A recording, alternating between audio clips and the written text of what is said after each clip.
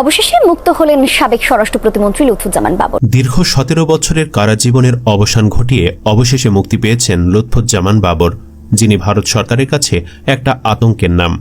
আল্লাহ সুবহানাহু ওয়া তাআলা আজকে মুক্ত বাগাচ্ছে, মুক্ত অবস্থায় আমি আসতে পারছি, সেই জন্য মহান আল্লাহ রব্বুল আলামিনের কাছে আমি শুকরানা গুজারি করছি। আলহামদুলিল্লাহ। আমি ছিলাম কারাগারের অভ্যন্তরে, কিন্তু পুরো বাংলাদেশে 8 কোটি মানুষও বড় কারাগারের ভিতরে ছিল। Father of India king is back. হ্যাঁ, ভারতের জম লুৎফুজ্জামান বাবর এখন মুক্ত পাখি। বাবর ভারত সরকারকে এতটাই দৌড়ের উপর রেখেছিলেন, জমের মতো ভয় পায় ভারত। সব মামলায় খালাস পাওয়ায় 17 বছর পর কারামুক্ত হলেন সাবেক স্বরাষ্ট্র প্রতিমন্ত্রী লুৎফুজ্জামান বাবর। 17.5 বছর পর কারামুক্ত হলেন সাবেক স্বরাষ্ট্র প্রতিমন্ত্রী লুৎফুজ্জামান বাবর। সম্মানিত দর্শক মণ্ডলী, এবার ভারতের দাদাবাবুদের ঘুম হারাম হয়ে গিয়েছে, কেননা দীর্ঘ 17টা বছর কারারুদ্ধ থাকার পর এবার কারামুক্ত হয়েছেন ভারতের জমখ্যাত লুৎফুজ্জামান বাবর, যে বাবরকে ভারতের দাদাবাবুদের মনোরঞ্জনের জন্য কারারুদ্ধ করে রেখেছিল সাবেক প্রধানমন্ত্রী শেখ হাসিনা।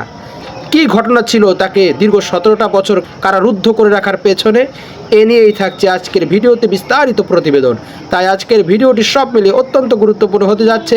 1 সেকেন্ড না টেনে ধৈর্য সহকারে পুরো ভিডিওটি দেখার জন্য আহ্বান করছি। আর একটি ছোট্ট রিকোয়েস্ট করছি, তা হলো যদি আপনি আমাদের এই চ্যানেলের নতুন দর্শক হয়ে থাকেন, অবশ্যই আমাদের এই চ্যানেলটি সাবস্ক্রাইব করে একটি লাইক দিয়ে পাশে থাকা বেল বাটনটি অন করে দিবেন। তাই আর কথা নয়, চলুন সরাসরি আমরা ভিডিওতে চলে যাই। Father of India king is back. হ্যাঁ, ভারতের জম লুৎফুজ্জামান বাবর এখন মুক্ত পাখি। 17 বছর পর হলেও সত্যের জয় হলো। 1.5 যুগ কারাবাসের পর মুক্ত হয়েছেন সাবেক স্বরাষ্ট্র প্রতিমন্ত্রী লুৎফুজ্জামান বাবর। সেই খবরে এখন খুশির জোয়ারে ভাসছে গোটা দেশ। বৃহস্পতিবার দুপুর 1:45টায় কেরানীগঞ্জে ঢাকা কেন্দ্র কারাগার থেকে বের হন বাবর। এরপর চলে যান জিয়ার মাজার জিয়ারত করতে। জিয়ার মাজারে গিয়ে কি ওয়াদা করলেন বাবর, তার মুক্তির খবরে কি বলছে গোটা দেশবাসী? কেন বাবরকে জমের মতো ভয় পায় ভারত? বাংলাদেশের মানুষের কাছেই বা কেন বাবরের আকাশ ছোঁয়া জনপ্রিয়তা? চলুন বিস্তারিত জেনে নেওয়া যাক। সাবেক স্বরাষ্ট্র প্রতিমন্ত্রী লুৎফুজ্জামান বাবর 17 বছর পর কারাগার থেকে মুক্তি পেয়েছেন।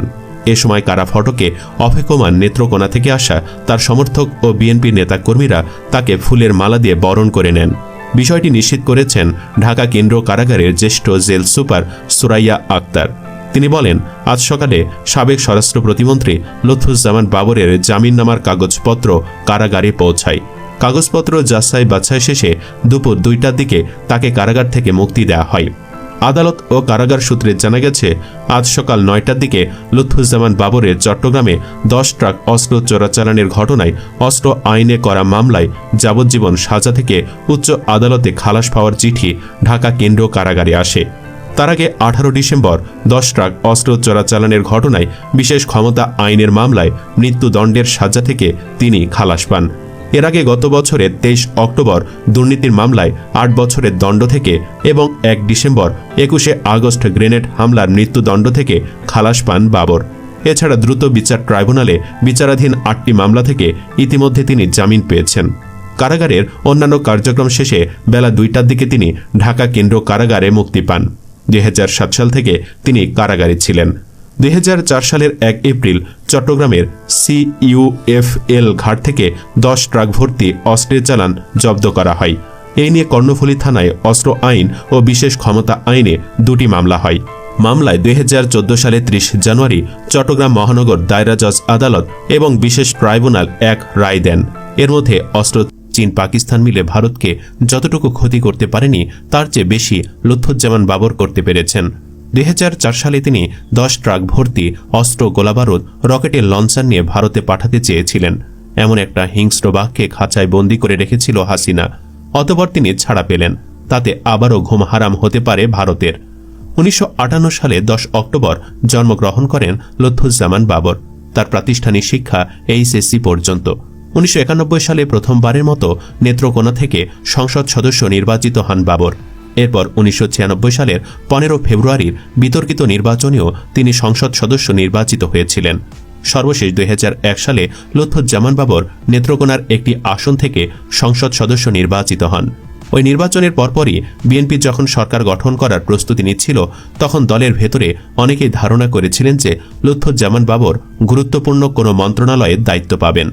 2001 সালে বিএনপি নেতৃত্বাধীন জোট বাংলাদেশে সরকার গঠন করার পর যে কয়েকজন ব্যক্তি প্রবল ক্ষমতাবান হয়ে ওঠেন তাদের মধ্যে লুৎফুজ্জামান বাবর ছিলেন অন্যতম। মনে করা হয় যে বিএনপি নেত্রী এবং ওই সরকারের প্রধানমন্ত্রী খালেদা জিয়ার বড় ছেলে তারেক রহমানের সঙ্গে ঘনিষ্ঠতাই ছিল বাবরের ক্ষমতাবান হয়ে ওঠার মূল ভিত্তি। 21 আগস্ট 2004 সালে গ্রেনেড হামলা মামলায় 18 মার্চ 2012 সালে তারেক রহমান ও লুৎফুজ্জামান বাবর সহ নতুন তালিকাভুক্ত 30 আসামির নাম যুক্ত হয়। 1 অক্টোবর 2018 সালে এই মামলায় তাকে মৃত্যুদণ্ড দেওয়া হয়। 2004 সালে ধরা পড়া 10 ট্রাক অস্ত্রের চালান মামলায় 3 অক্টোবর 2010 সালে 10 ট্রাক অস্ত্র মামলায় সেন অ্যারেস্ট দেখানো হয় বাবরকে। এই মামলায়ও তাকে মৃত্যুদণ্ড দেওয়া হয়। খালেদা জিয়ার নেতৃত্বে বিএনপি সরকার 2001 থেকে 2006 সালে ক্ষমতায় থাকার সময় যেসব ঘটনা ব্যাপক আলোড়ন এবং সরকারের মধ্যে প্রবল অস্বস্তি তৈরি করেছিল তার মধ্যে অন্যতম হচ্ছে 10 ট্রাক সমপরিমাণ অস্ত্র উদ্ধারের বিষয়টি। বাংলাদেশের ইতিহাসে সর্ববৃহৎ অস্ত্র ও গোলা বারুদের চালান আটক করা হয় 2004 সালের 1 এপ্রিল রাতে। 2টি বড় ট্রলারে করে এসব অস্ত্র সমুদ্র পথে আনা হয় চিটাগং ইউরিয়া ফার্টিলাইজার বা CEUFL জেটিতে। জানা যায় বাবর কেবল ভারতেরই জম ছিলেন না, সেই সাথে ছিলেন স্টাইলিশ একজন পুরুষও। একসময় তার স্পাইক করা চুলের স্টাইল অনেককে বিমোহিত করত। সম্মানিত দর্শক মণ্ডলী, এবার ভারতের জমখ্যাত লুৎফুজ্জামান বাবর দীর্ঘ 17টা বছর কারারুদ্ধ থাকার পর মুক্ত বাতাসে বেরিয়ে এসেছেন। তাকে 17টা বছর কারারুদ্ধ করে রাখা হয়েছিল ভারতের ওই দাদাবাবুদের মন খুশি করার জন্য, কেননা তিনি ভারতের জন্য একটি আতঙ্কের নাম ছিলেন। তিনি এমন এমন পদক্ষেপ গ্রহণ করেছিলেন যাতে ভারতের ঘুম হারাম হয়ে গিয়েছিল। ফলে সাবেক প্রধানমন্ত্রী শেখ হাসিনা ভারতের বোনকে খুশি করার জন্য, তাদের মনোরঞ্জনের জন্য এই সাবেক স্বরাষ্ট্র প্রতিমন্ত্রীকে 17টা বছর কারারুদ্ধ করে অন্যায় অবিচার করেছে তার সাথে। এখন যখন তিনি জেলের বাইরে বেরিয়ে এসেছেন তখন সকল বিরোধী দলদের, সকল অন্যায়কারীদের, সকল বৈষম্যকারীদের এবার ঘুম হারাম হয়ে গিয়েছে। তারা এখন তাদের আখের গোছাতে শুরু করে গিয়েছে। তাদের পায়ের নিচের মাটি সরে গিয়েছে।